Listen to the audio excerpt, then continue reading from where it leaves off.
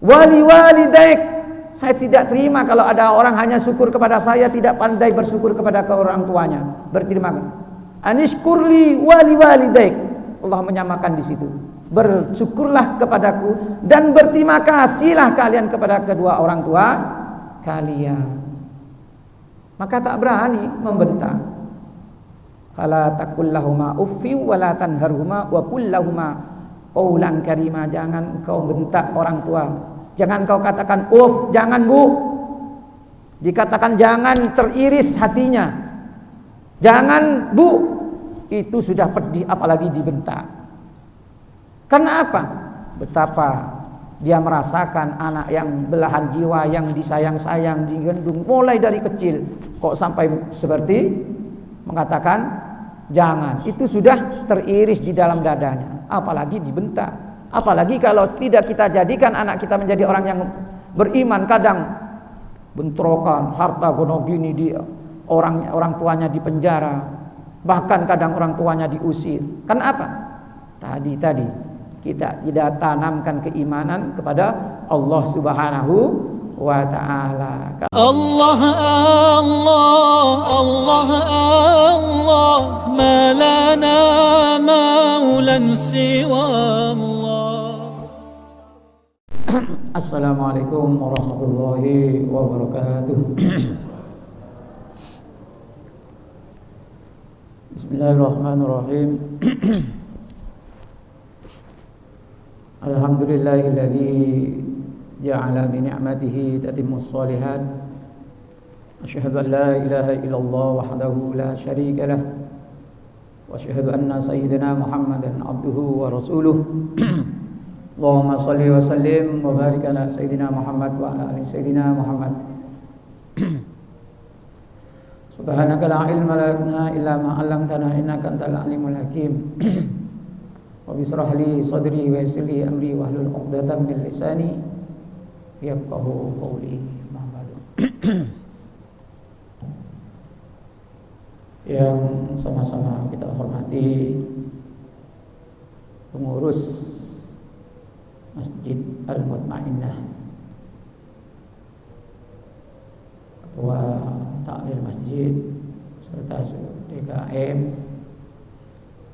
dan sebelumnya juga yang terlebih dahulu yang kita hormati tokoh masyarakat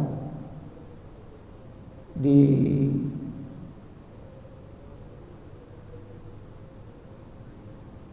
Masjid Al-Mutmainnah. Dan yang saya banggakan seluruh jamaah salat subuh rahimakumullah, Bapak Ibu yang dimuliakan oleh Allah Subhanahu wa taala. Suara saya kok tiba-tiba hilang.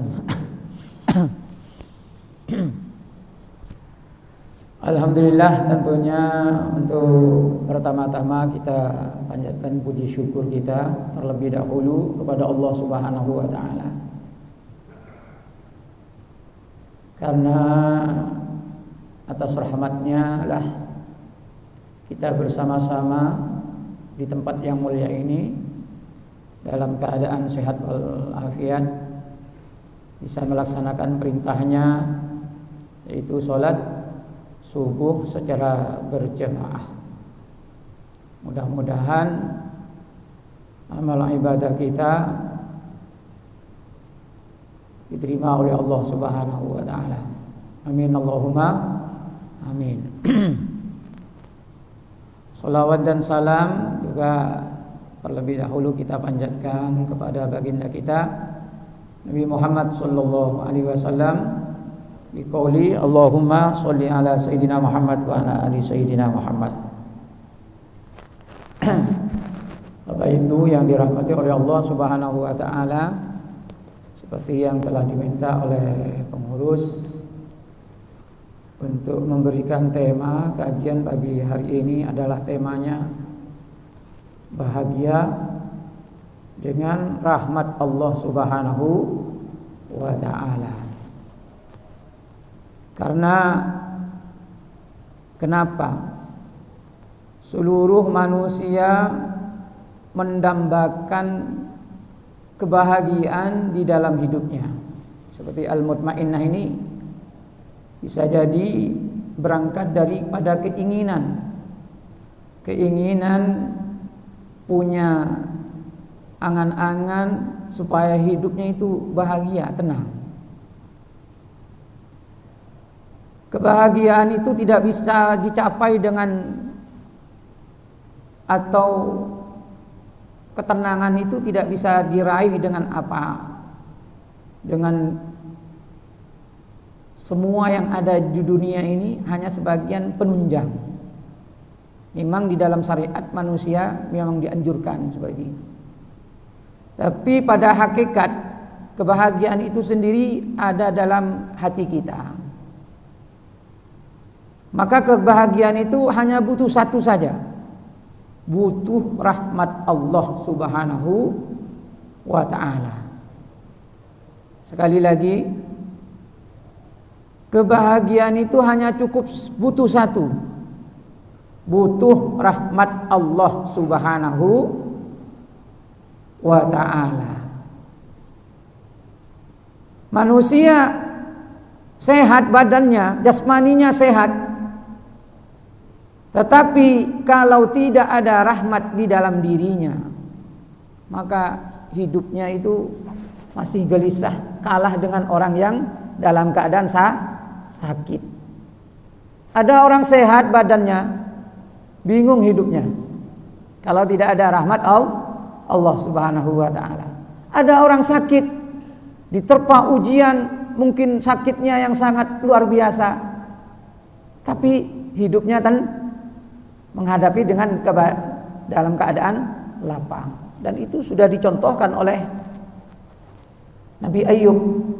Wadhkur abdana Ayyub idnada rabbahu anni massani asyaitanu binusbi wa adab.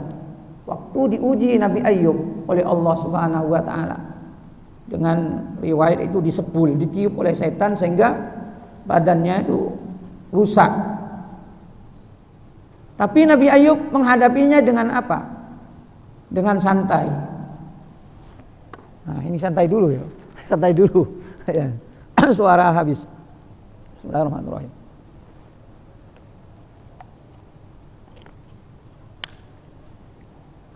Nabi Ayyub menghadapi ujiannya itu dengan ikhlas, dengan ridho. Karena apa? Karena ada rahmat Allah Subhanahu wa ta'ala. Sehingga menurut riwayat dikala Nabi Ayyub itu sampai habis semuanya, hartanya habis, kemudian keluarganya juga demikian, kemudian badannya pun sampai hancur, tinggal hati dan lisannya. Bahkan Nabi Ayyub itu dikala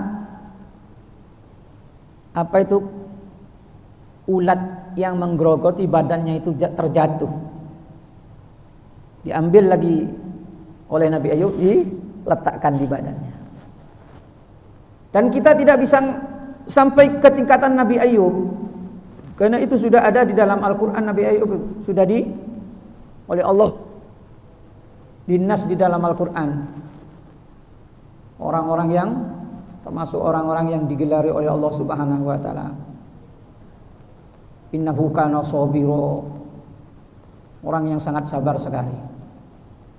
Kita lihat di alam dunia ini banyak orang badannya sehat kalah dengan yang sakit, yang terbaring. Bahkan saya menyaksikan sendiri orang yang sakit tersenyum, yang sakit tersenyum, sedangkan yang sehat, yang bisa beraktivitas kemana-mana, cemberut, hidupnya cemberut terus, seakan-akan susah terus. Itu menambahkan apa? Kurangnya rahmat Allah Subhanahu wa ta'ala di dalam dirinya. Kita semua mendambakan hidup yang bahagia tadi. Dan hidup bahagia itu jangan menghayal saya tidak sakit, supaya tidak sakit terus itu bahagia. Kemudian tidak pernah lapar, tidak pernah ngantuk. Kemudian bahagia itu tidak pernah kekurangan uang. Bukan seperti itu. Bahagia itu tidak pernah mengalami ujian di dalam rumah tangga. Bahagia itu kemudian tidak pernah tua. Bahagia itu segar terus, tidak seperti itu. Orang bahagia itu tadi itu dikala dia di dalam dirinya ada keimanan kepada Allah. Syarat untuk mendapatkan rahmat Allah itu harus beriman, yakin semua kehidupan itu sudah diatur oleh Allah Subhanahu wa taala min qabli an nabraha. Sehingga apapun yang terjadi, baik yang sudah dan yang akan terjadi, sudah dihadapinya dengan hati yang lapang.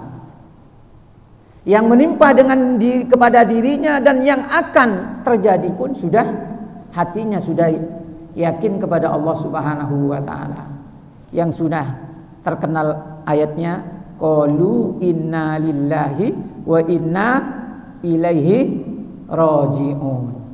Jangan menghayal kalau manusia hidup itu tak pernah sakit, tak pernah lapar, tak pernah kekurangan, tak pernah mengalami kesusahan,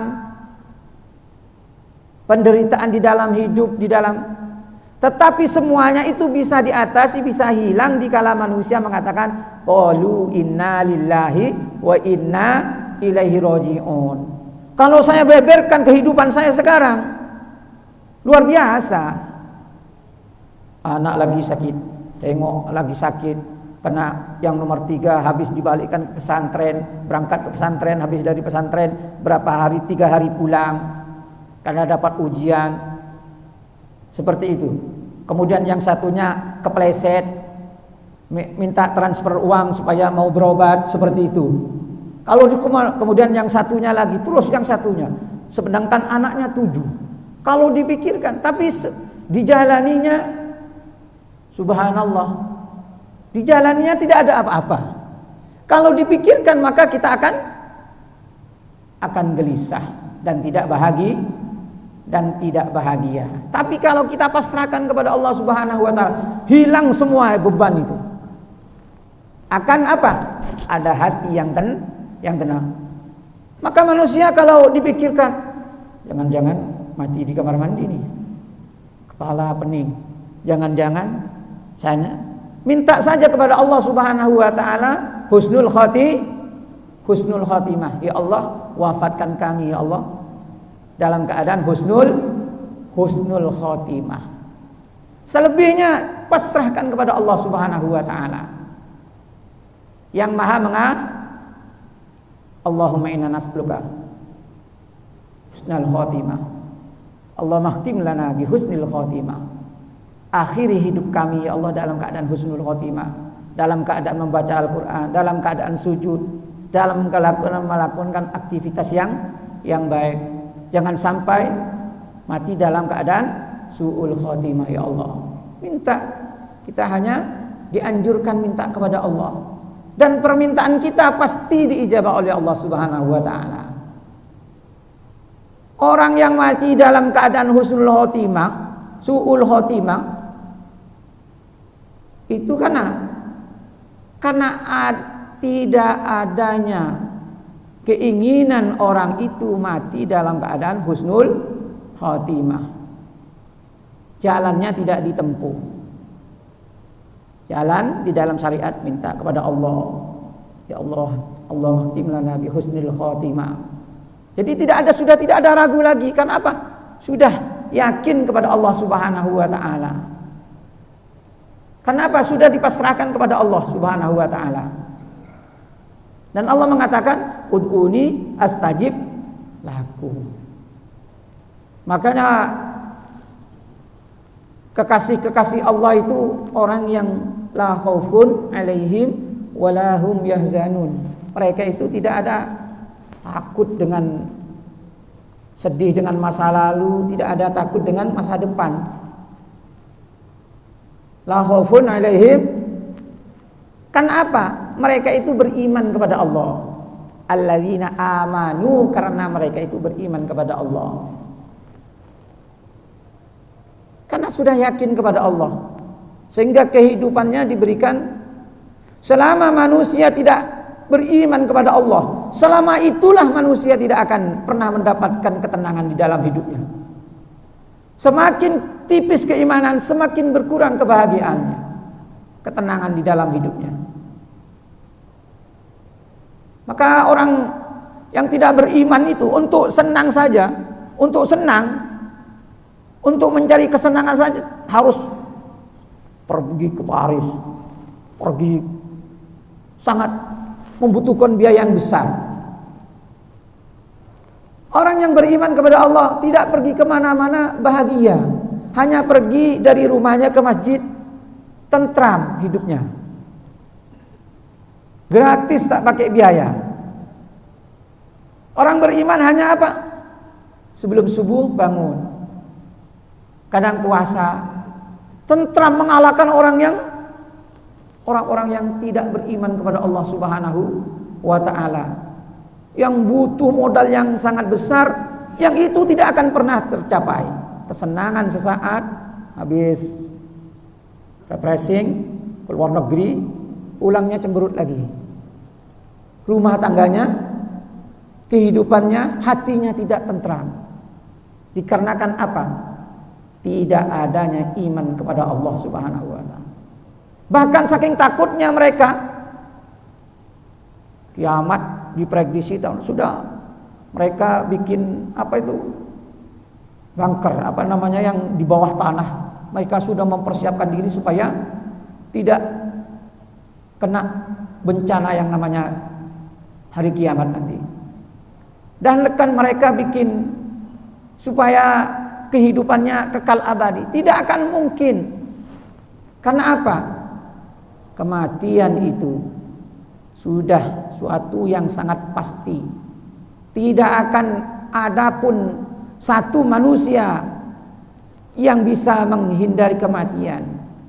Aina ma takunu yudrikkumul mautu walau kuntum fi burujim musyayyadah. Dimanapun kalian bersembunyi, maka kematian itu akan menjumpai kita.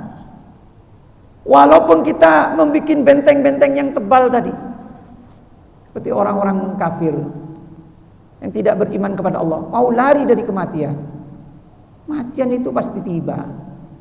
Maka kita sebagai hamba hanya apa?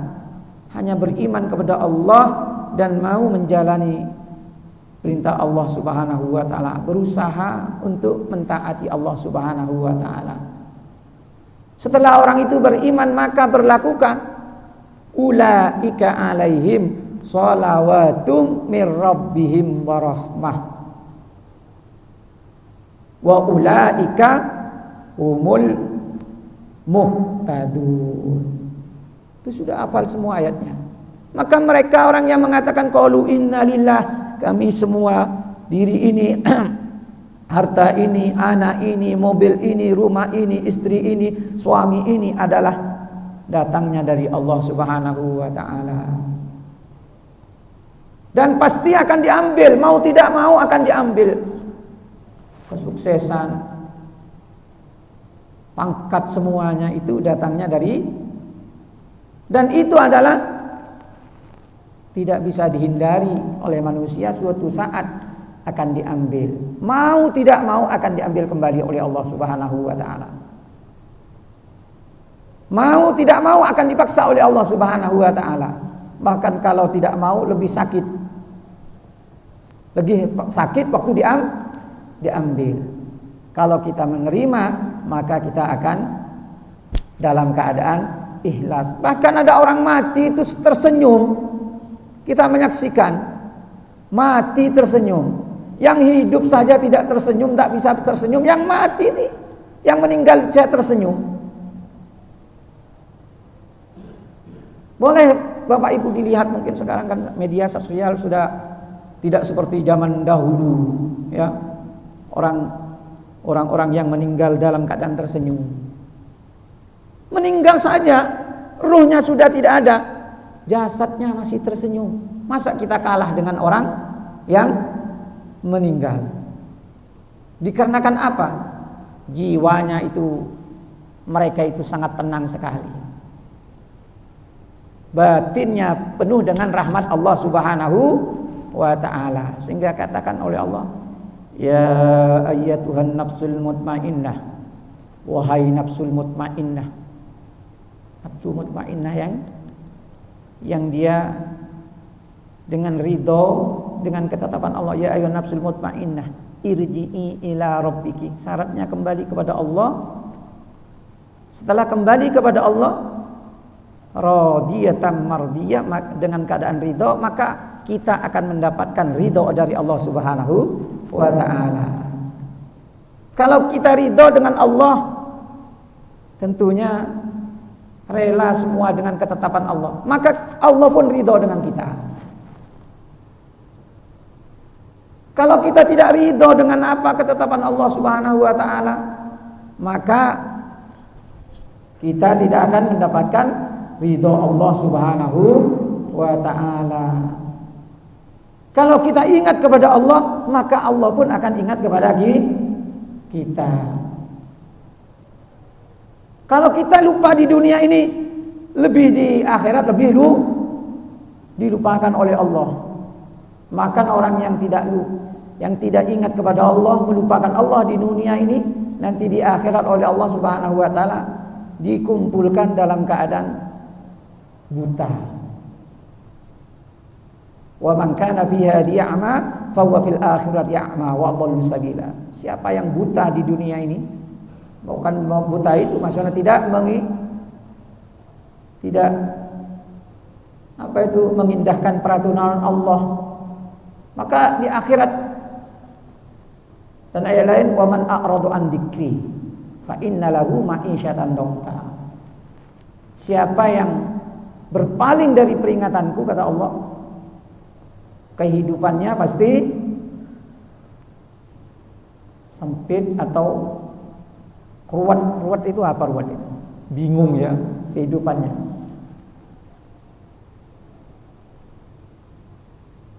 Dan Allah kumpulkan orang-orang itu dalam keadaan di hari kiamat, yaumal qiyamati a'ma wa nahsyuruhum yaumal qiyamati a'ma. Itu akibat apa? Akibat tidak mau beriman dan tidak mau taat kepada Allah Subhanahu wa ta'ala. Ternyata bahagia itu tidak ada lain kecuali kita harus tunduk dan patuh kepada perintah Allah Subhanahu wa ta'ala. Harus beriman kita kepada Allah, yakin pasti kita akan diberikan kebahagiaan. Cari kebahagiaan di lain itu, maka tidak akan pernah ditemukan.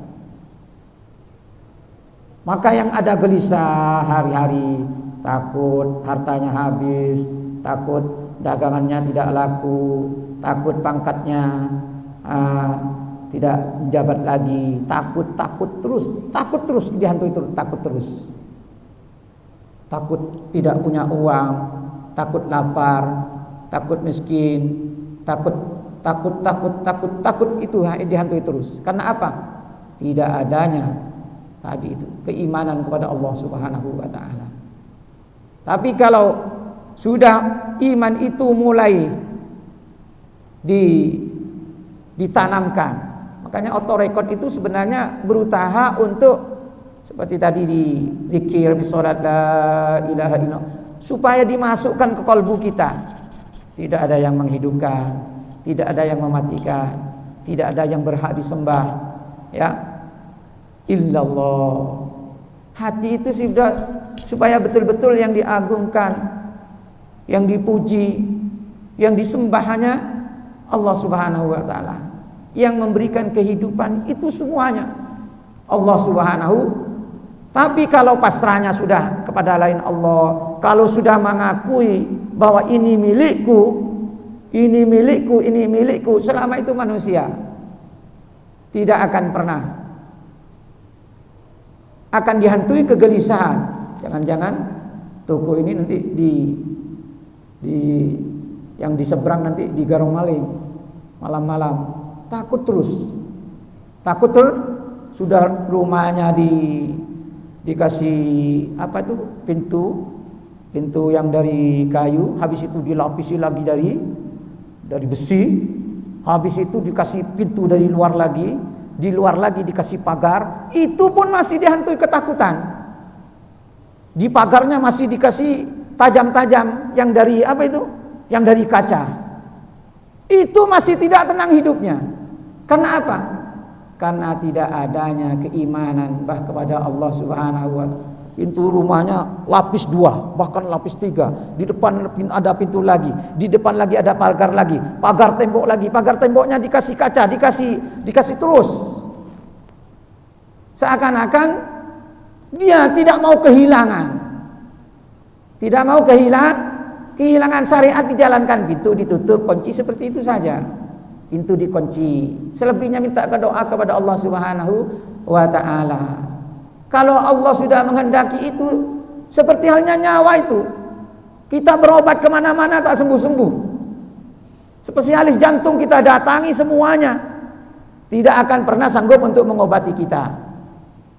Spesialis jantung kita kena jantung, seluruh dunia kita datangi untuk mengobati orang dari kematian dikala sudah tiba.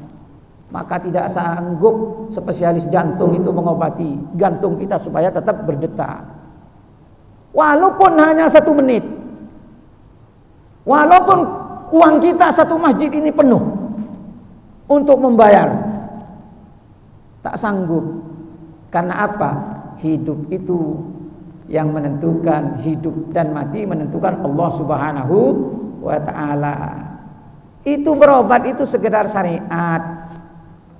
Yang menyembuhkan Allah Subhanahu wa ta'ala. Ada orang yang sakit, obatnya sama tak sembuh-sembuh, sakitnya sama.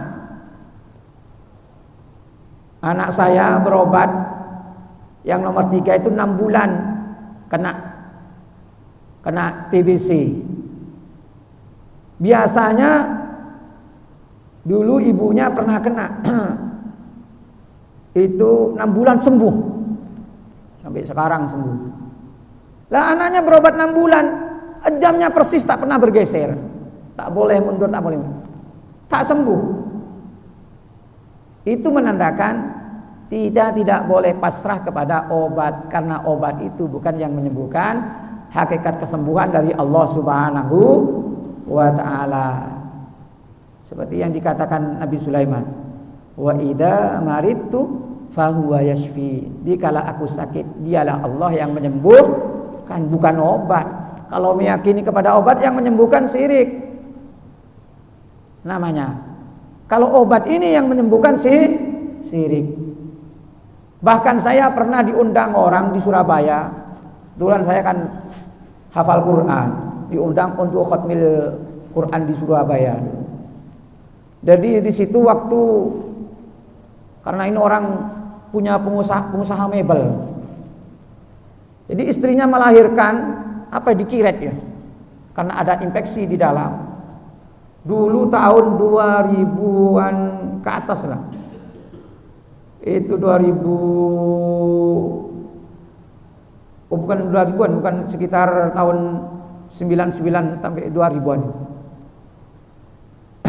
Jadi istrinya melahirkan karena darahnya yang di dalam rahim tidak sempurna hilang. Karena kaya, 1 biji pil itu didatangkan dari luar negeri, harganya 1.500.000, belum ada BPJS dulu tahun 99 sekitar itu, belum ada itu. Dan orang itu 1 biji 1.500.000 dulu, uang segitu. Genap habis 10 kalau tidak salah, meninggal juga. Karena istrinya mungkin sangat dicintainya, belikan obat yang paling larang, yang paling mahal. Orang kata dokter kesempatan, dokter luar negeri ada, tapi obatnya adalah dari luar negeri. Ambillah seperti itu, 1 biji. Tetapi yang kata Allah Subhanahu wa ta'ala, di kulli ummatin ajal, idza jaa ajaluhum la yastakhiruna sa'atan wa la yastaqdimun. Setiap umat itu ada ajalnya, ada waktunya tiba.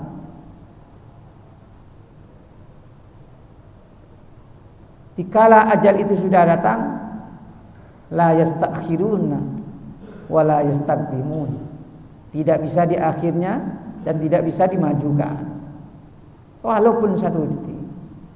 Kalau saya kebetulan istri anak sekarang di kampung semua. Berapa bulan ini?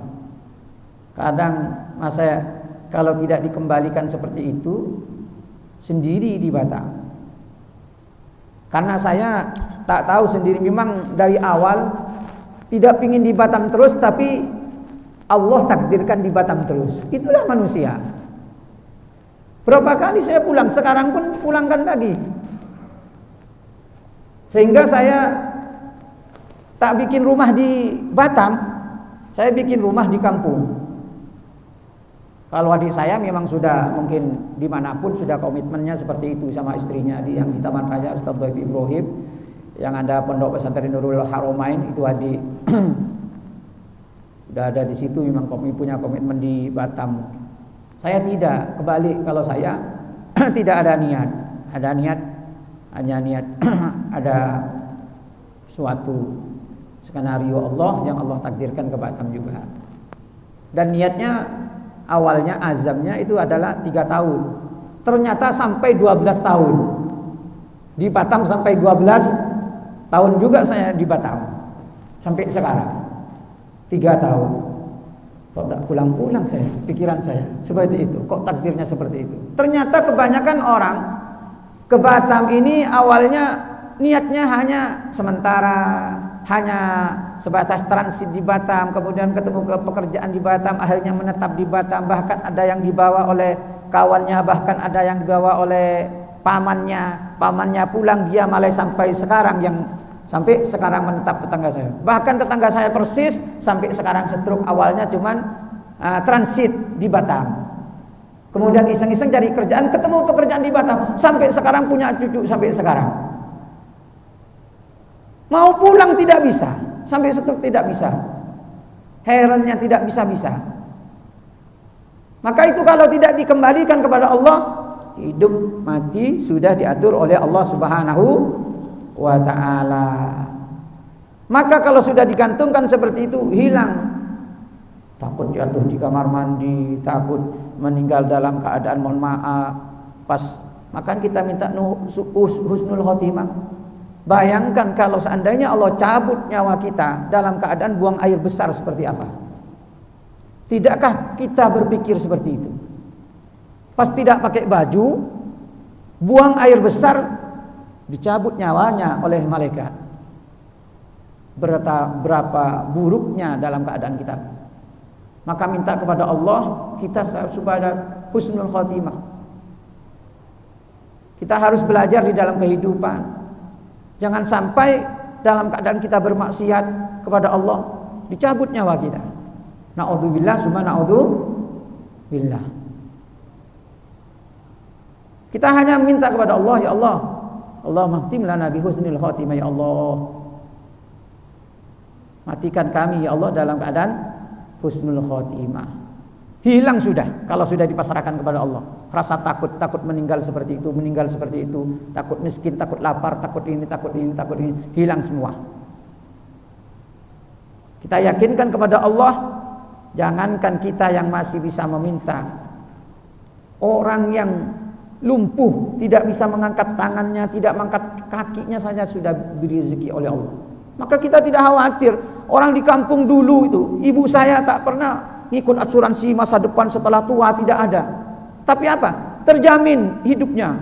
Buang air besar, anaknya yang ngepel, buang air besar. Ibu saya datang, kemudian disemprot pakai itu supaya apa? Supaya hilangnya. Kemudian dia ngurus berceceran di situ, ibu ya, Mbak saya yang datang. Kenapa? Karena dipasrahkan anaknya, ditata dirinya, anaknya dijadikan anak yang beriman semua kepada Allah. Sehingga walaupun dalam keadaan ekonomi kurang, kakak saya dikala di telepon dari rumahnya, jangankan siang malam langsung datang. Mbak Yu saya, karena kakak saya laki-laki, dek, ibu menceret lagi dalam keadaan sakit, menceret. Datang sama suaminya, dibuang itunya, dipel, tak mau di lantai dia tidur di situ, kemudian kasurnya dibersihin, kemudian disemprot. Tak pernah ikut asuransi masa depan setelah tua, tidak ada. Hidup di kampung, tapi dia investasi anak-anak yang berbakti. Anak-anak dijadikan ke anak-anak yang soleha, mengerti agama, takut kepada Allah, tahu artinya berbakti kepada Allah Subhanahu wa taala, tak butuh biaya setelah tua. Tak punya beras, kasih beras. Tak punya ikan, kasih ikan. Sakit, dirawatnya, dilapnya.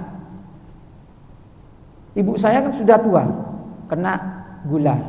Badannya kadang kalau sudah ngedrop, kalau sudah kadung naik kadar gulanya.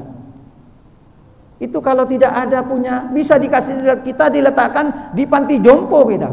Seandainya kita kaya pun, tapi tak punya apa-apa pun. Tapi karena punya anak yang tahu arti menghargai kedua orang tua disebabkan orang tuanya itu.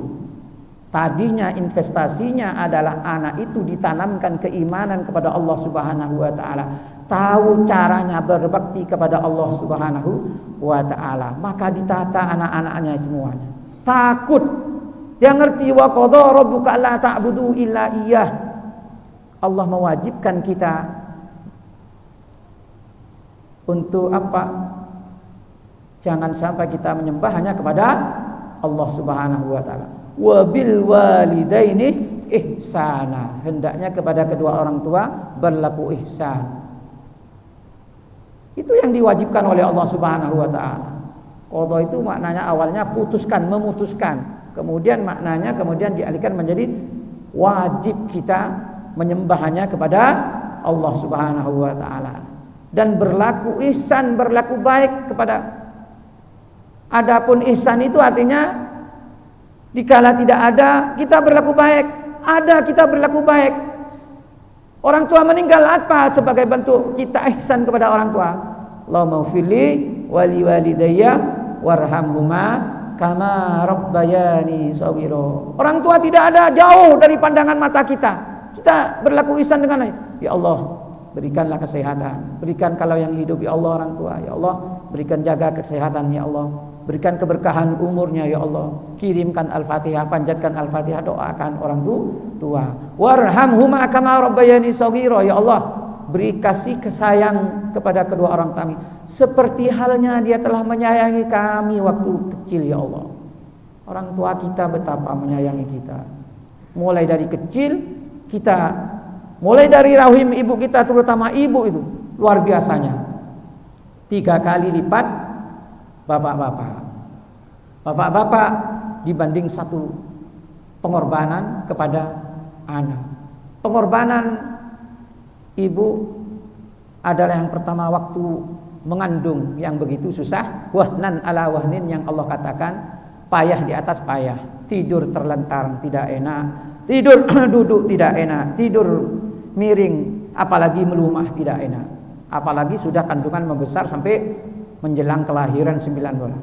Dan dahsyatnya lagi waktu melahirkan itu ada taruhannya, kalau tidak hidup ya meninggal.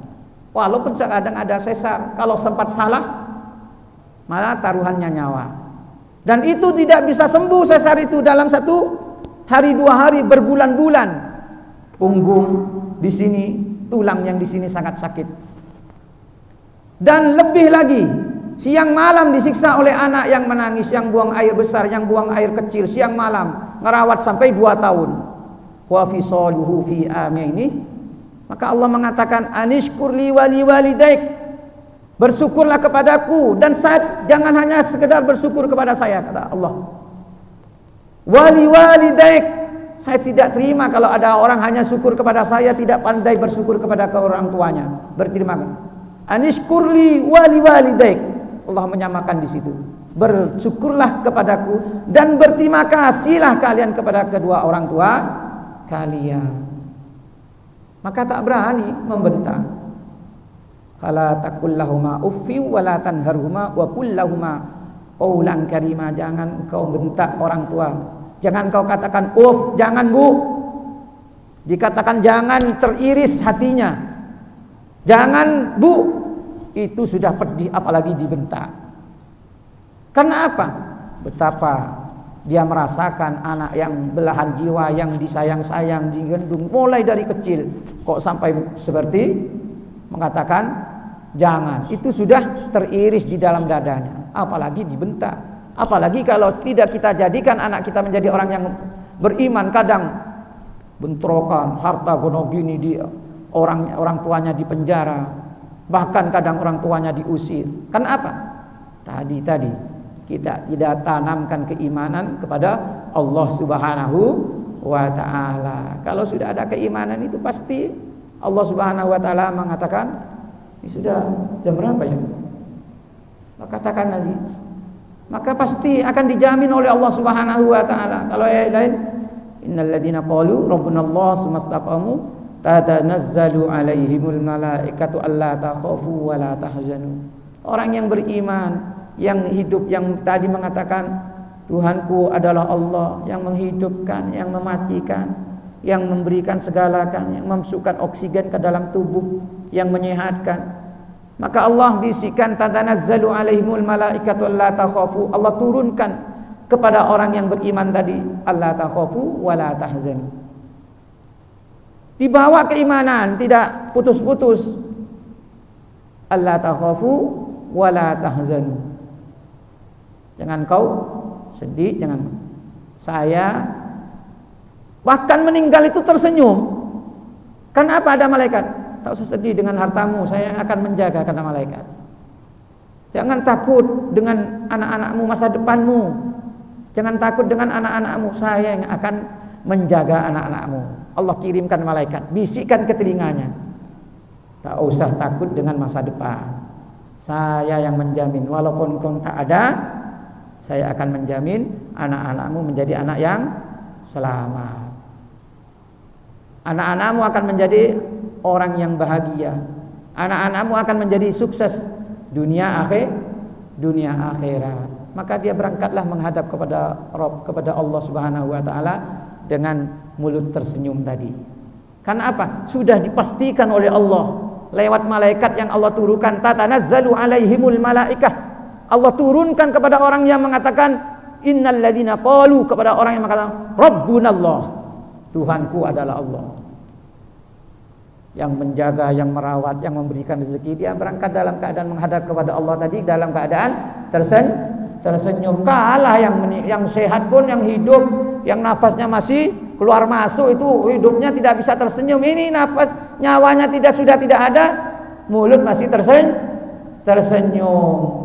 Bahkan mulai dari saya melihat tayangan Kefahrillah ya. Syekhona Khalil, saya mondoknya di Nurul Khalil dulu. Insyaallah. Beliau sakit tersenyum, meninggal tersenyum.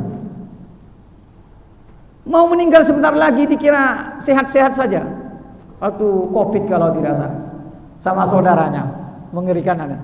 Sehingga orang saudaranya tidak terbesit, sakit parah. Karena tadi itu, tanda keimanan kepada Allah yang sudah menghunjam di dalam hatinya. Hidup, mati, sakit, itu sudah dipasrahkan kepada Allah. Semuanya sudah kepada Allah Subhanahu wa taala. Yang sudah kita ajari waktu sholat, setiap sholat, inna sholati wa nusuki wa mahyaya wa mamati lillahi rabbil alamin. Subhanallah. Itu di doa iftitah di awal kita sholat, supaya tawajuh kita kepada Allah Subhanahu wa taala. Kita memang betul-betul konsentrasi kepada Allah. Sesungguhnya sholatku, ibadahku, hidupku, matiku milik Allah Subhanahu, milik Allah Subhanahu. Semuanya itu Subhanahu wa taala. Jadi kalau sudah tertanam di dalam hati itu, rahmat Allah turun.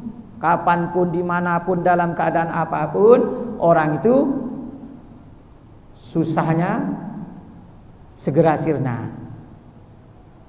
Bahkan menghadapi kematian tidak ada susah. Ruh yang keluar dari jasadnya itu sangat ringan.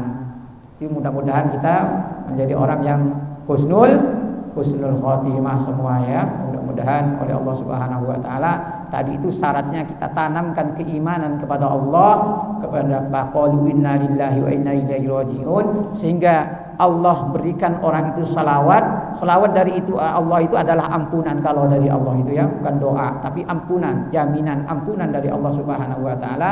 Dan Allah berikan orang itu adalah rahmat Allah Subhanahu wa taala. Dan orang iman itu dia ayat lain banyak yang jelas keuntungan orang keiman itu, cuman waktunya biar tidak lama-lama ya. Kemudian nanti juga orang yang beriman akan dikumpulkan bersama-sama anak cucunya oleh Allah Subhanahu wa taala. Sudah dipastikan bisa berkumpul. Ada ruangan yang khusus bagi orang-orang yang istiqomah dalam keimanan tadi, dan kemudian diikuti akhirnya oleh anak cucunya oleh Allah Subhanahu wa taala, dikumpulkan dengan anak cucunya. Bahkan anak cucunya 7 turunan yang tidak kenal ini siapa, ini cucu saya dikumpulkan oleh Allah di surganya Allah Subhanahu wa taala. Walladzina amanu wattaba'athum dzurriyyatuhum biimanin alhaqna bihim dzurriyyatahum, kata Allah. Walladzina amanu, orang banyak yang mau beriman kepada Allah Subhanahu wa taala. Wattaba'athum dzurriyyatuhum, keimanan itu diikuti oleh anaknya kembali. Alhaqna bihim dzurriyyatahum, kami kumpulkan, kami pertemukan kembali nanti di surga bersama-sama. Apa tidak tenang? Di dunia bersama-sama, di akhirat bersama-sama, dikumpulkan dalam satu ruangan bersama anak cucu kia. Alhaqna bihim dzurriyyatahum. Untungnya orang yang beriman di dunia bahagia, di akhirat bahagia ya, karena dengan apa? Dengan beriman kita akan mendapatkan rahmat Allah Subhanahu wa taala. Sudah masuk waktu isyraq ya. Demikian kurang lebihnya, mudah-mudahan ada manfaatnya untuk kita semua dan untuk saya pribadi. Subhanakallahumma wa bihamdika asyhadu an la ilaha illa anta astaghfiruka wa atubu ilaik. Assalamualaikum warahmatullahi wabarakatuh.